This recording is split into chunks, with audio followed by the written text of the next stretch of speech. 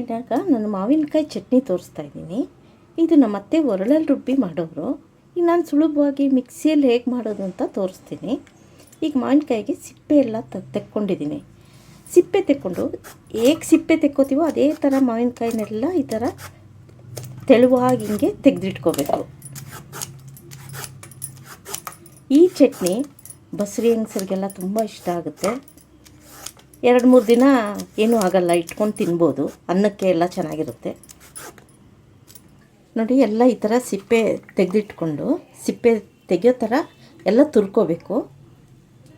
ಅದನ್ನು ಸ್ವಲ್ಪ ಪಕ್ಕಕ್ಕೆ ಇಟ್ಕೊಂಡಿದ್ದೀನಿ.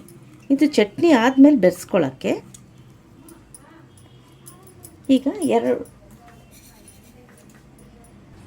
1 ಸ್ಪೂನು ಸಾಸಿವೆ ಚೆನ್ನಾಗಿ ಹುರ್ಕೊಂಡಿದ್ದೀನಿ. ಇದು ಮಿಕ್ಸಿಗೆ ಹಾಕ್ಕೋತೀನಿ. 1 ಸ್ಪೂನು ಮೆಂತ್ಯ, 1 ಸ್ಪೂನ್ ಸಾಸಿವೆ, 1 ಸ್ಪೂನ್ ಮೆಂತ್ಯ ಸಪ್ರೇಟ್ ಹುರಿದು ಹಾಕ್ಕೊಂಡಿದ್ದೀನಿ. ಒಂದು 20 ಮೆಣಸಿನ್ಕಾಯಿ ಹುರಿದು ಇದಕ್ಕೆ ಹಾಕ್ಕೊಂಡಿದ್ದೀನಿ ಸಾರಿಗೆ. ಈಗ 1-2 ಸ್ಪೂನು ಉಪ್ಪು ಹಾಕ್ಕೊಂಡಿದ್ದೀನಿ. ಇದಿಷ್ಟು ಪುಡಿ ಮಿಕ್ಸಿ ಮಾಡಿಕೊಂಡು ಆಮೇಲೆ ಈ ಮಾವಿನಕಾಯ್ದು ಇದನ್ನೆಲ್ಲ ಹಾಕ್ಕೊಂಡು ನೀರು ಹಾಕ್ದಂಗೆ ಆಡಿಸ್ಕೋಬೇಕು. ಪುಡಿ ಮಾಡ್ಕೊಂಡಿದ್ದೀನಿ. ಈಗ ಇದನ್ನು ಹಾಕ್ಕೊಂಡು ನೀರು ಹಾಕ್ದಂಗೆ ರುಬ್ಕೋಬೇಕು. ರುಬ್ಬಿರೋದು ಒಂದು ಬಟ್ಲಿಗೆ ಹಾಕ್ಕೊಂಡಿದ್ದೀನಿ. ಸ್ವಲ್ಪನೂ ನೀರು ಹಾಕಿಲ್ಲ, ಗಟ್ಟಿಯಾಗಿ ರುಬ್ಕೊಂಡಿದ್ದೀನಿ. ಇದು ರುಬ್ಬಬೇಕಾದ್ರೆ ಸ್ವಲ್ಪ ಸ್ಪೂನಲ್ಲಿ ಹಿಂಗೆ ಕಲಸಿ ರುಬ್ಕೋಬೇಕು. ಯಾಕಂದರೆ ಗಟ್ಟಿ ಇರುತ್ತೆ, ಬೇಗ ನುಣ್ಣಗಾಗಲ್ಲ, ನೀರು ಹಾಕಿರಲ್ವಲ್ಲ ಅದಕ್ಕೆ. ಈಗ ಸ್ವಲ್ಪ ಪಕ್ಕಕ್ಕೆ ತೆಗೆದಿಟ್ಕೊಂಡಿರ್ತೀವಲ್ಲ ಇದನ್ನು ಬೆರೆಸ್ಕೊತೀನಿ.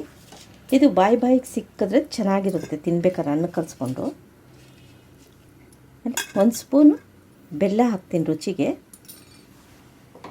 ಒಗ್ಗರಣೆಗೆ ಸ್ವಲ್ಪ ಇದಕ್ಕೆ ಎಣ್ಣೆ ಜಾಸ್ತಿ ಹಾಕಿ ಸಾಸಿವೆ ಕರಿಬೇವು ಒಗ್ಗರಣೆ ಮಾಡಿ ಇದು ಕಲಿಸ್ಕೋಬೇಕು. ಇಷ್ಟೇ, ಚಟ್ನಿ ರೆಡಿ.